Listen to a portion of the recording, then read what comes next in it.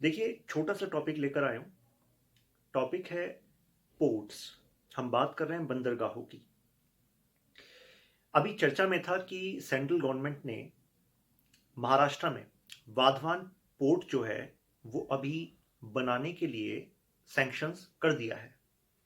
अब ये जो चर्चा में आया तो मैंने आपको बताया हुआ है कि जैसे ही कोई चीज़ न्यूज़ में है तो हमारा दिमाग कैसे चलना चाहिए कि ये हमारे जीएस पेपर में कौन से टॉपिक से मिलता जुलता है, कहाँ से आ रहा है। जैसे जीएस पेपर 3 में आपका टॉपिक है इंफ्रास्ट्रक्चर, और इंफ्रास्ट्रक्चर में जो सी पोर्ट्स हैं वो एक सिग्निफिकेंट आपका पार्ट है। साथ में एकदम हमारा दिमाग ऐसे चलना चाहिए कि इसमें से कौन सी जानकारी वाली चीजें हैं जिसमें प्री का क्वेश्चन कैसे बनेगा, मेंस का क्वेश्चन कैसे बनेगा। बहुत ही कंसाइज वे में आपको बताता हूं, बड़ी आसानी से। देखिए, वाधवान पोर्ट चर्चा में था।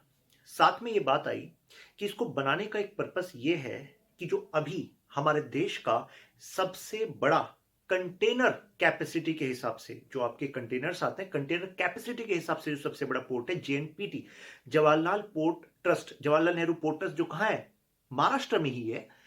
तो अब क्योंकि उस पर प्रेशर बहुत ज्यादा बन गया है और हमें वेस्टर्न घाट्स पर एक डीप वाटर हमें पोर्ट चाहिए था। क्यों चाहिए था? क्योंकि जिससे अभी दुनिया में जो सामान एक जगह से दूसरी जगह जाता है, आप सबको पता है सबसे ज्यादा कौन से रास्ते का इस्तेमाल होता है? समुद्री रास्ते का इस्तेमाल होता है। और इसमें जो कंटेनर शिप्स हैं उनका साइज बढ़ता जा रहा है। और अगर कंटेनर शिप्स का साइज बढ़ रहा है तो आपको नहीं लगता कि हमारे जो पोर्ट्स हैं, हमारे जो बंदरगाह हैं, उनके पास ऐसे शिप्स को खड़ा करने की या होल्ड करने की कैपेसिटी भी होनी चाहिए। उसको हम कहते हैं एंकरिंग ऑफ शिप्स। तो इस दिशा में एक सकारात्मक कदम है, एक पॉजिटिव स्टेप है वाधवान पोर्ट। अब देखिए, यूपीएससी केवल इस न्यूज से ऐसे तो क्वेश्चन पूछने नहीं वाली। प्री के एस्पेक्ट से हमें पता होना चाहिए कि यहां पर सेंट्रल गवर्नमेंट ने एक बात कही कि वाधवान पोर्ट को डेवलप करने में लैंडलॉर्ड मॉडल का इस्तेमाल किया जाएगा। तो दिमाग में घंटी बजनी चाहिए, लैंडलॉर्ड मॉडल क्या है? अब लैंडलॉर्ड मॉडल क्या है, बहुत ही आसान भाषा में अगर मैं आपको बताऊं, सरकार ये करने वाली है कि इस पोर्ट के सिग्निफिकेंट पार्ट को लीज पर देगी। लीज पर देगी किसको? अदर कंपनीज को जो वहां पर इन्वेस्ट करना चाहती हैं। और इस पूरे पोर्ट में 51% की जो होल्डिंग है वो खुद सेंट्रल गवर्नमेंट अपने पास रखेगी। तो लैंडलॉर्ड मॉडल का बेसिकली मतलब क्या है कि कुछ लैंड को हम लीज पर दे देंगे, और जो लीज से हमारे पास पैसा आएगा उसको हम क्या करेंगे? बेसिकली डेवलप करेंगे। मतलब उनका भी हम यहां पर पैसा लगवाएंगे डेवलपमेंट करने में। अब बात यह है कि साथ साथ में एक और, मुझे ऐसा लगता है कि यूपीएससी डायरेक्ट न्यूज़पेपर से क्वेश्चन नहीं पूछेगी, वो उसके अंदर जाकर क्वेश्चन पूछेगी, जहां पर कई बार हमारी बुक्स में या नोट्स में मेंशन नहीं होता। वो ऐसा आपसे पूछ सकती है कि यार, जो ये मैरिटाइम शिप रूट्स हैं या मैरिटाइम शिपिंग सेक्टर है, ये एक्चुअल में यूनियन लिस्ट में आता है, स्टेट लिस्ट में आता है, या कॉन्करेंट लिस्ट में आता है? आपसे जो हमारे पोर्ट्स हैं उनकी कैटेगरीज पे क्वेश्चन पूछे जा सकते हैं। देखिए, 3 कैटेगरी के पोर्ट्स होते हैं, मेजर पोर्ट, माइनर पोर्ट और इंटरमीडिएट पोर्ट। तो 2 एंगल्स तो मैंने आपको ये बताए। देखिए, साथ में यहां पर चर्चा में है कि एक्चुअल में वेस्टर्न घाट्स पर हमें अब डीप वाटर पोर्ट्स की जरूरत क्यों है।